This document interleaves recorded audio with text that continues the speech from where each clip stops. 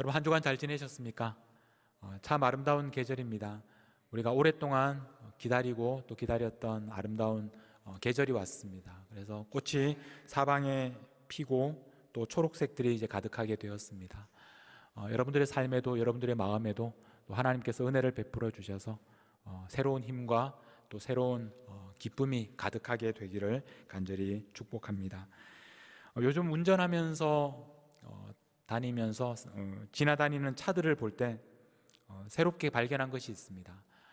예전에 볼 수 없었던 굉장히 안쓰러워 보이는, 저 차가 과연 굴러갈 수 있을까라고 생각하는 그런 차들이 거리에 많아졌습니다. 제가 텍사스에 살 때는 거리에 그런 차들이 많이 있었습니다. 거기 가난한 사람들이 많이 있었고, 그래서 차가 굴러가기만 하면 뭐 범퍼가 없어도 괜찮고 후드가 없어도 괜찮고 또 알록달록하게 앞에 있는 색깔과 또 중간 문 색깔과 또 뒷면에 트렁크 색깔이 다른 그런 차들이 많이 다녔습니다. 제가 미네소타에 와서 좀 놀랐던 것이 그런 차가 거리에 없습니다. 그래서 아마 그렇게 차를 유지할 수 없는 사람들은 여기에는 살기 어려운가 보다, 추운 겨울도 있고 그래서 살기 어려운가 보다 그렇게 생각을 했습니다. 그런데 이번 팬데믹을 지나면서 그런 차들을 심심치 않게 보게 되었습니다. 테이프가 이렇게 덕지덕지 붙여져 있는, 창문이 깨어져도 거기 이렇게 비닐로 붙여서 막고 다니는 그런 차들도 보게 되었고, 정말 범퍼가 없는 그런 차도 실제로 보기 시작했습니다. 아마 지금 차 수리하는 비용도 많이 오르고 또 중고차 가격도 워낙 많이 올라서 아마 그런 차들이 굴러가기만 하면 거리에 끌고 나오는 것 같습니다. 근데 저는 그런 차들을 보면서 마치 저런 모습이 오늘 우리들의 모습이 아닌가, 그런 생각들을 해보게 되었습니다. 우리의 마음에도 지난 긴 팬데믹을 지나면서 여러 가지 아픔과 또 상처들이 있습니다.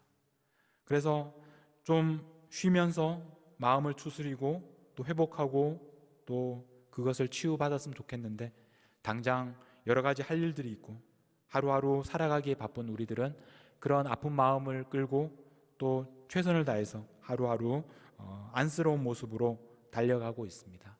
잠시 멈추어 설, 자기를 돌아볼 여유도 없이 그렇게 바쁘게 언제 중간에 길을 가다가 설지 모르는 그런 길을 여러분들은 오늘도 바쁘게 길을 가고 있지는 않습니까? 안쓰러워 보이는 그런 차들의 모습에서 오늘 우리들은 우리 자신의 모습을 발견하게 됩니다. 오늘 우리는 이 디베랴 호수에서 고기를 잡고 있지만 아무것도 잡지 못하는 제자들을 발견합니다. 그런데 놀라운 것은 그 제자들이 예수님을 만나기 전 그 제자들이 아니라 오늘 이 제자들은 이미 예수님을 만났고 예수님의 제자로 부름을 받았고, 그리고 심지어 예수님이 죽으시고 부활하신 후에 부활하신 예수님을 만난 사람들이라는 것입니다. 부활하신 예수님을 만난 사람들인데도 불구하고 그들은 여전히 아무 물고기도 잡지 못하고 있고 여전히 실패하고 있고 여전히 무기력합니다. 오늘 우리는 말씀을 통해서 이런 제자들에게 다시 한번 찾아오시는, 만나주시는, 그들을 회복시키시는 하나님의 말씀을 함께 듣겠습니다. 오늘 말씀의 1절 말씀에 보면 그 후에 예수께서 디베랴 호수에서 또 제자들에게 자기를 나타내셨으니 라고 말씀합니다. 여기에 보면 또 제자들에게 나타내셨다. 제자들에게 나타내신 것이 첫 번째가 아니라는 것입니다. 이번이 세 번째 나타나신 것입니다. 예수님께서 세 번째로 나타나신 곳은 어디냐면 바로 디베랴 호수라고 합니다. 디베랴 호수라는 곳은 우리가 좀 낯설게 생각할 수가 있는데 우리가 잘 아는 갈릴리 호수입니다. 갈릴리 호수를 이렇게 디베랴 호수라고 부르는 이유는 바로 이 갈릴리 호수 서쪽에 새로 만들어진 도시 디베랴라는 도시 때문입니다. 지도를 한번 보시겠습니까? 이 지도를 보시면 이 갈릴리 호수가 이렇게 생겼습니다. 이 갈릴리 호수 서쪽에 지금 붉은 글씨로 적혀 있는 저 티베리아스라는 도시, 이 도시 때문에 이 갈릴리 호수를 디베랴 호수라고 부르기 시작했습니다. 이 갈릴리 호수의 저 북쪽에 보면 이제 가버나움이 있고, 저 가버나움이 바로 베드로의 고향입니다. 예수님께서는 이 갈릴리를 중심으로 해서 많은 사역들을 하셨습니다. 이 티베리아스라는 도시는 기원 후 한 20년경에 세워진 도시입니다. 새로 만들어진 도시입니다. 그러니까 20년이니까 예수님께서 청년 시절에 예수님께서 한 20살 되셨을 때 그때 만들어진 도시입니다. 헤롯 대왕의 아들 분봉왕 헤롯 안티파스가 저 도시를 새로 건설하면서 그 당시 로마 황제 티베리우스의 이름을 따서 티베리아스라고 지었습니다. 그리고 갈릴리 지방의 수도로 삼았습니다. 지금도 그 갈릴리에서 가장 큰 도시 중에 하나가 바로 티베리아스입니다.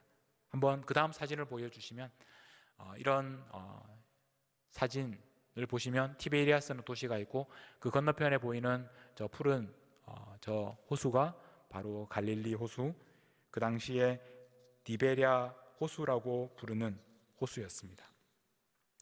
예수님께서 바로 이 호수에서 제자들을 만나셨습니다. 예수님께서 이 제자들을 이 호수에서 만나 주신 이유는 먼저 제자들이 이 호수로 내려갔기 때문입니다.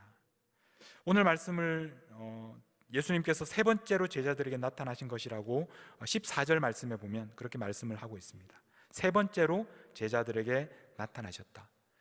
그러면 여러분, 예수님께서 첫 번째와 두 번째는 어디에서 나타나셨습니까? 바로 예루살렘에서 나타나셨습니다.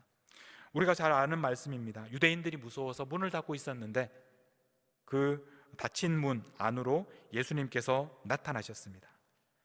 처음에는 도마가 없었습니다. 그래서 도마가 제자들에게 말하기를, 내가 예수님의 손과 옆구리에 손을 넣기 전에는 믿지 않겠다, 그렇게 말을 했습니다. 그래서 두 번째로는 예수님께서 도마가 있을 때 다시 한번 제자들에게 나타나셨습니다. 그렇게 두 번을 예루살렘에서 제자들에게 나타나셨는데, 이번에 세 번째로 나타나실 때는 디베랴 호수에서 만나 주셨습니다. 예수님의 제자들이 특별히 베드로를 중심으로 해서 이 디베랴 호수로 물고기를 잡으러 갑니다. 3절 말씀입니다. 시몬 베드로가 나는 물고기 잡으러 가노라 하니 그들이 우리도 함께 가겠다 하고 나가서 배에 올랐으나. 그래서 지금 이 베드로와 함께 7명의 제자들이 디베랴 호수에 가서 물고기를 잡고 있습니다. 부활하신 주님께서 두 번이나 나타나셨는데도 이 제자들은 부활하신 예수님을 전하지는 않고 바로 이 갈릴리 디베랴 호수에 가서 물고기를 잡고 있습니다. 디베랴 호수는 예루살렘에서 가까운 곳이 아닙니다. 그냥 잠깐 고기를 잡고 돌아올 수 있는 그런 거리가 아닙니다. 적어도 예루살렘에서 100마일 이상 떨어진, 이 예루살렘은 유다에 있고, 그리고 갈릴리 호수, 디베랴 호수는 갈릴리 지방에 있습니다. 적어도 100마일 이상 떨어진 곳에서 지금 물고기를 잡고 있습니다. 다시 말하면 이 제자들은 예수님을 따르기 전에 갈릴리 호수에서 물고기를 잡던 때처럼 다시 부활하신 예수님을 전하는 일을 접어놓고 이 디베랴 호수에 와서 물고기를 잡고 있는 것입니다. 놀랍게도 제자들은 밤새도록 아무것도 잡지 못했습니다. 그동안 이 물고기 잡는 일을 많이 쉬었기 때문에 물고기 잡는 일에 서툴러서 그런 것이 아닙니다. 예전의 모습을 떠오르게 합니다. 예수님을 처음 만났을 때 밤새 수고했지만 물고기를 잡지 못했습니다. 바로 그날 예수님께서 베드로에게 찾아오셨고 그를 제자로 불러주셨습니다. 마찬가지로 오늘도 그들은 밤새 아무것도 잡지 못했습니다. 그때 예수님께서 다시 오셔서 배 오른편에 그물을 던지라고 말씀하셨습니다. 그랬더니 그들이 들 수 없을 만큼 많은 물고기를 잡게 되었습니다. 그들이 처음 예수님을 만났을 때와 똑같이 오늘 예수님께서 그들에게 찾아오셔서 만나주셨고, 처음 만나주셨을 때처럼 오른편에 그물을 던지라고 하셔서 셀 수 없이 많은 물고기를 잡게 하신 것입니다. 베드로와 제자들이 이제 육지에 올라와서 예수님을 만나게 되었는데 그때 모습을 이렇게 표현합니다. 오늘 9절 말씀입니다. 육지에 올라 보니 숯불이 있는데 그 위에 생선이 놓였고 떡도 있더라. 예수님께서 숯불을 피우시고 그 다음에 생선을 그 위에 놓으셨습니다. 숯불, 생선, 구이로 그들을 준비하셨습니다. 그들에게 필요한 도시락을 가지고 오신 것입니다. 그리고 생선도 있었고 또 떡도 있었습니다. 그것을 제자들에게 나누어 주셨습니다. 13절 말씀입니다. 예수께서 가셔서 떡을 가져다가 그들에게 주시고 생선도 그와 같이 하셨다. 예수님께서 떡을 주시고 또 생선을 주시는 이런 장면, 우리에게는 평범하게 보일지 모르지만 제자들에게는 이 장면이야말로 예전에 있었던 일을 떠올리도록 하셨을 것입니다. 우리가 잘 아는 오병이어의 기적이 있었던 날, 그날에 대해서 요한복음 6장에서는 이렇게 말씀을 하고 있습니다. 요한복음 6장 1절에 보면 그 후에 예수께서 디베랴의 갈릴리 바다 건너편으로 가시매, 여기에서 디베랴라는 말을 처음 사용하고 있습니다.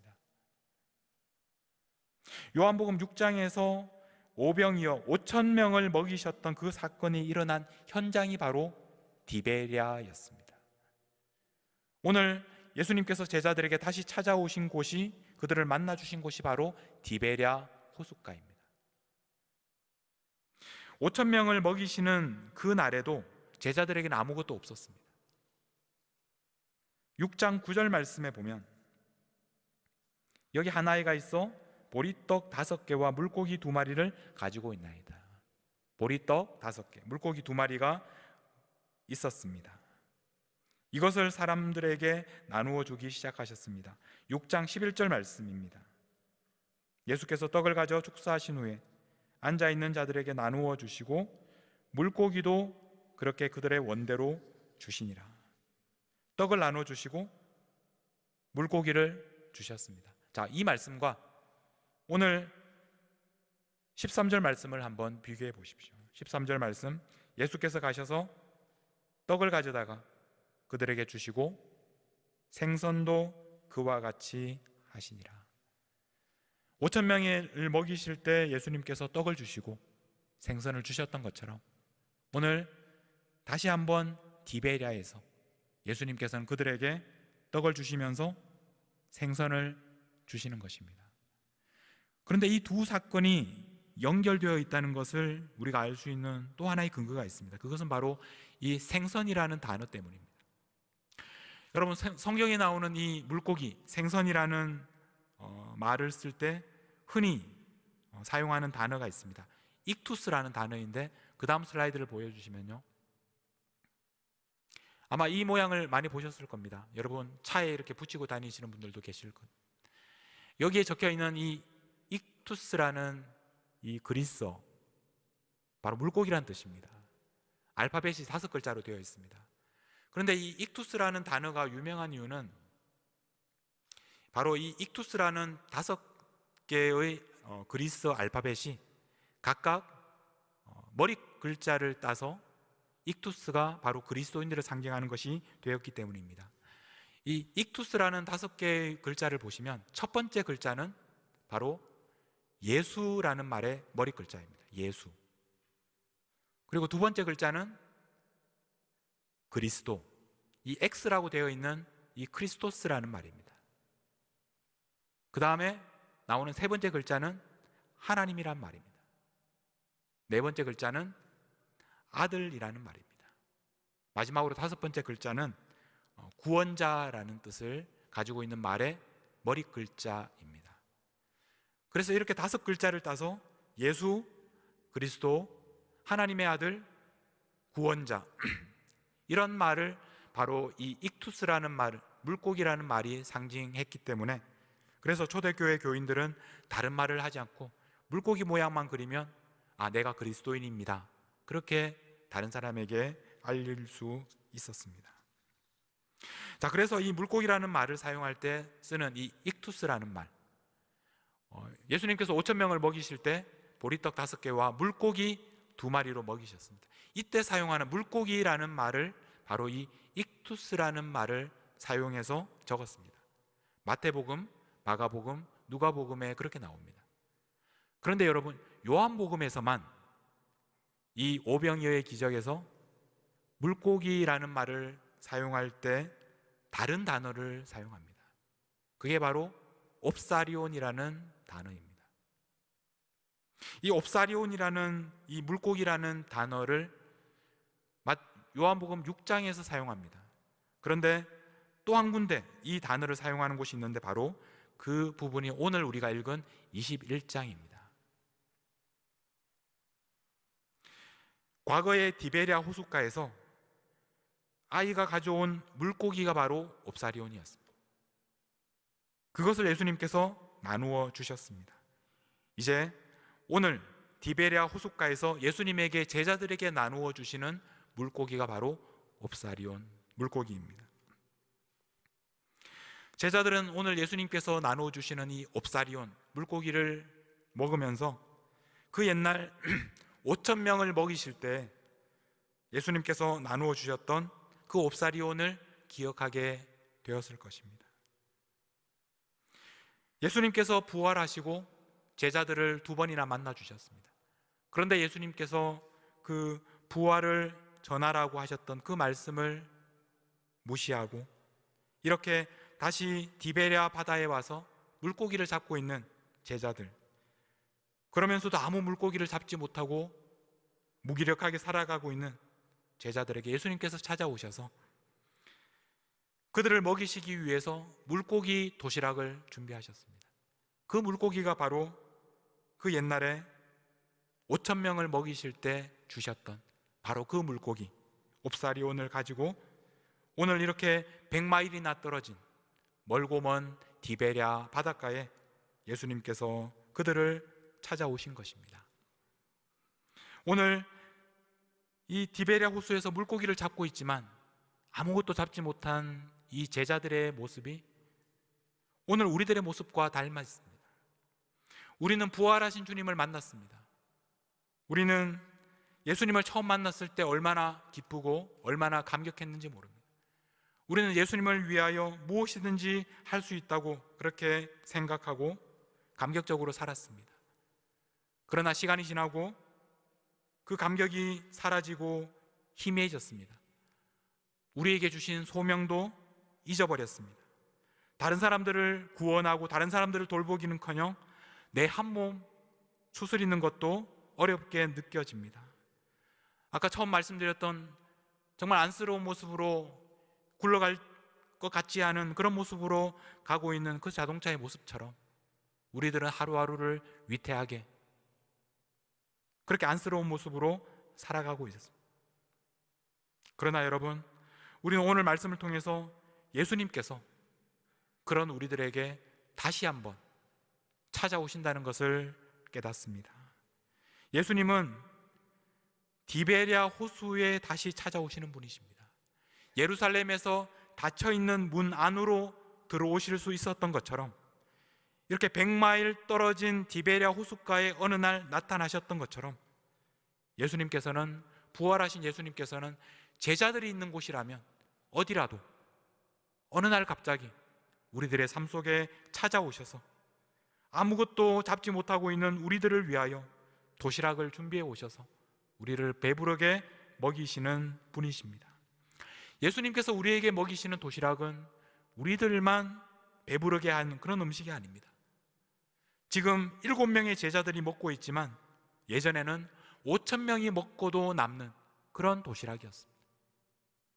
우리는 다른 사람들을 우리가 먹일 수 있는 아무런 것이 없지만 그러나 예수님께서 우리에게 주시는 물고기로 다른 사람을 배부르게 할 수 있습니다.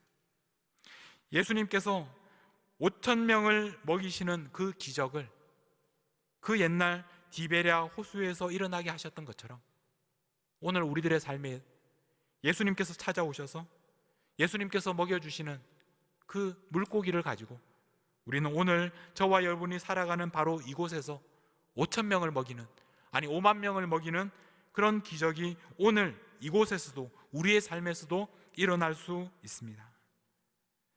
제자들이 예수님의 말씀대로 그물을 던졌을 때 정말 셀 수 없이 많은 물고기를 잡았습니다. 근데 그때 잡은 물고기를 세어봤더니 153마리라고 오늘 말씀에 기록되어 있습니다. 여러분, 왜 하필 153마리였을까? 많은 사람들이 궁금해하고 또 여러 가지 해석들이 있습니다. 왜 이 숫자를 굳이 기록했을까? 아니면 보통 한 100여 마리라든지 200마리, 300마리 그렇게 적지 않고 153마리라고 정확한 숫자를 적었을까? 어떤 볼펜 회사에서는 이 숫자를 볼펜에다가 적어서 그래서 크게 성공하기도 했습니다. 여러 해석들이 있지만 저는 개인적으로 이 153마리라는 숫자를 이렇게 해석합니다. 이 슬라이드를 보시면 히브리 말로 하나님의 아들들이라는 말입니다. 하나님의 아들들. 그런데 이 말들의 히브리어 알파벳들의 숫자를 다 모아서 더해서 계산해 보면 153이라는 숫자가 나옵니다.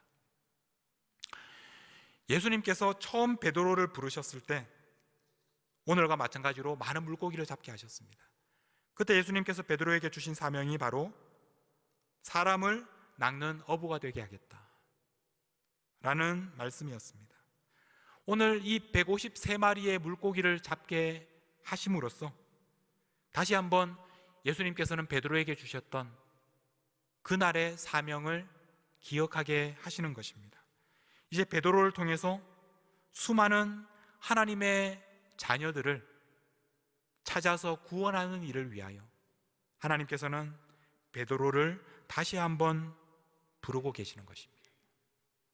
예수님께서 호숫가에 찾아오셔서 그들에게 물고기를 주시고 다시 한번 그들을 먹여주시면서 그 옛날 5,000명을 먹이셨던 그날을 떠올리게 하셨던 것처럼 153마리 큰 물고기를 잡게 하심으로써 이제 앞으로 그들을 통해서 수많은 하나님의 자녀들을 다시 구원하는 그 일을 바로 베드로에게 맡기시겠다는 것을 오늘 베드로에게 다시 한번 말씀하시고 다시 한번 부르시고 계십니다.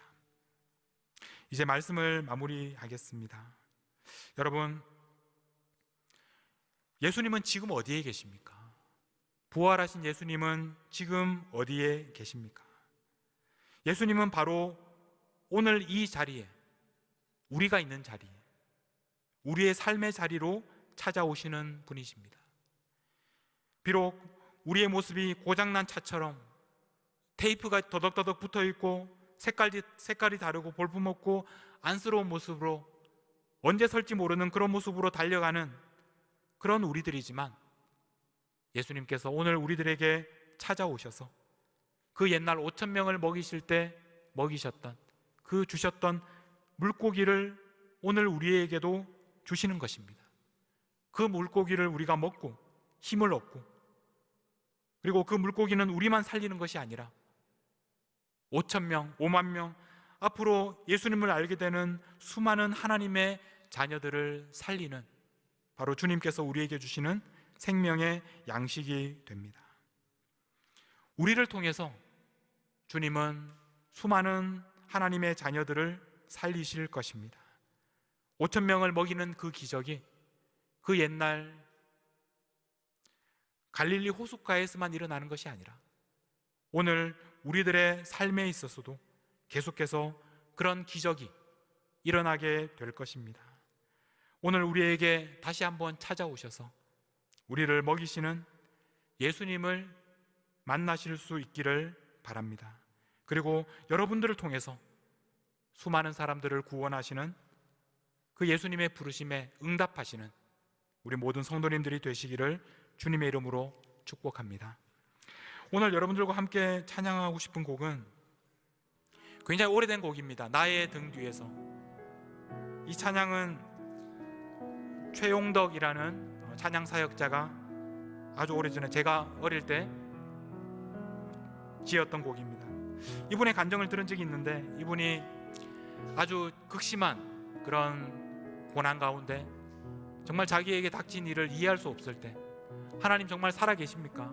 하나님 왜 나에게 이런 일을 허락하십니까? 그렇게 하나님 앞에 부르짖을 때 그 최용덕 씨가 보았던 환상 가운데 자신이 정말 힘든 그 오르막길을 리어카를 끌고 힘들게 올라가고 있었는데 그때 뒤를 돌아보았더니 예수님께서 땀 흘리시면서 그 리어카를 밀어주고 계시는 그런 환상을 보았다고 합니다. 그래서 그 환상을 보자마자 이렇게 순식간에 지었던 찬양이 바로 이 찬양입니다. 여러분들이 지금 이렇게 지고 가는 그 짐이 너무 무겁다고 생각하십니까? 하나님은 왜 나에게 이런 일을 허락하시는지 이해할 수가 없으십니까? 그러나 여러분의 뒤를 돌아보면 여러분의 등 뒤에서 여러분을 돕고 계시는 주님을 우리가 볼 수 있을 것입니다. 오늘 우리의 삶의 자리에 찾아오셔서 우리를 도우시는, 우리와 함께 하시는, 우리에게 다시 한번 물고기를 먹이시는 그 예수님을 만날 수 있기를 바랍니다. 우리 함께 찬양하겠습니다. 나의 등 뒤에서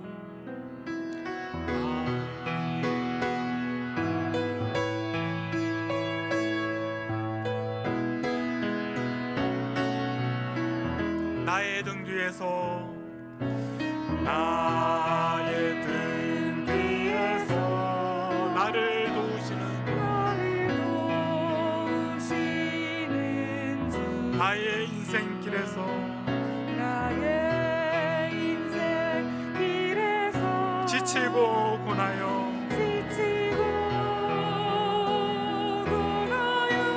내일처럼 주저앉고 싶을 때 나를 밀어주시네 나의 등 뒤에서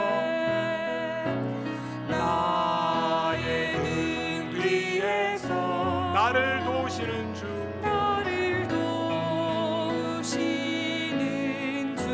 평안히 길을 갈 때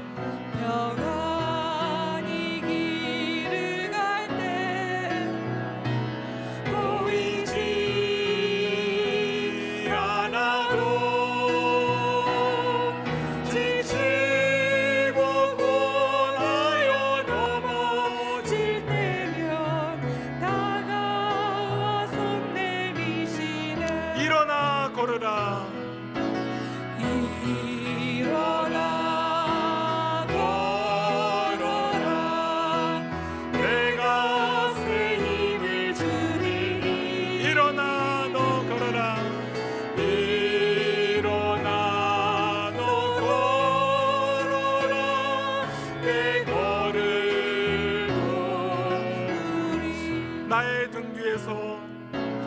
나의 등 뒤에서 나를 도우시는 주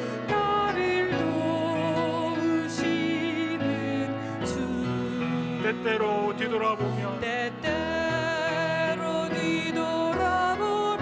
여전히 곳에 계신 주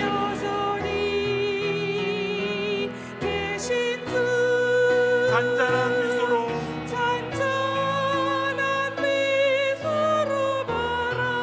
바라보시며 나를 세척하시네 일어나 걸으라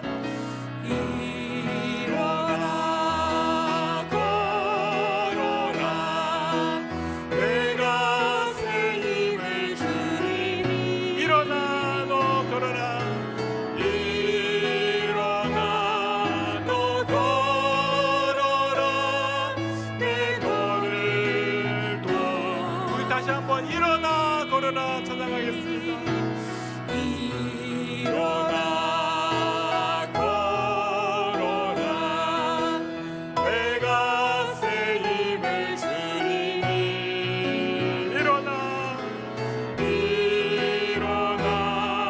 너 걸어라 내 너를 도우리 우리 함께 하나님 앞에 기도하며 나아갈 때 여러분 지금도 여러분의 뒤에서 여러분을 도우시고 계시는 주님을 기억하십시오. 주님을 바라보십시오. 하나님께서 우리를 한순간도 떠나지 않으십니다. 버리지 않으십니다. 부활하신 주님께서 지금 바로 이곳에 우리와 함께, 여러분들과 함께 계십니다.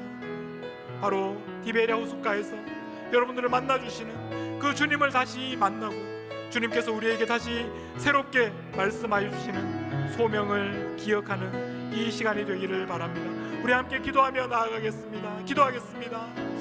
하나님 아버지, 지금도 우리 뒤에서, 등 뒤에서 우리를 돕고 계시는 주님을 바라봅니다.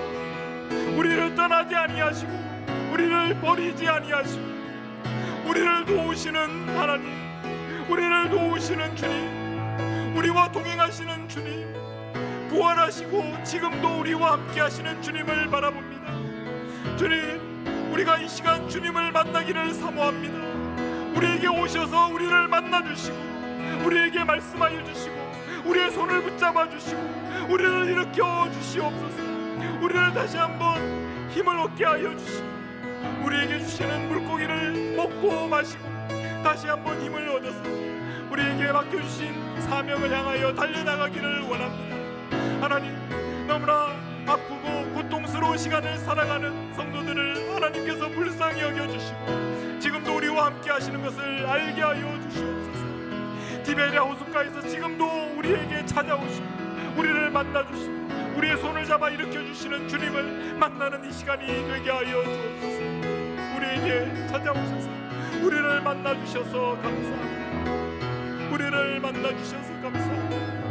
우리를 붙잡아 주시고 일으켜 주시옵소서.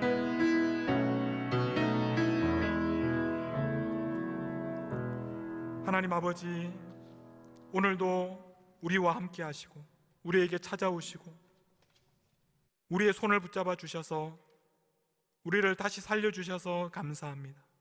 오늘 우리에게 필요한 양식을 오늘도 우리에게 공급해 주셔서 감사합니다.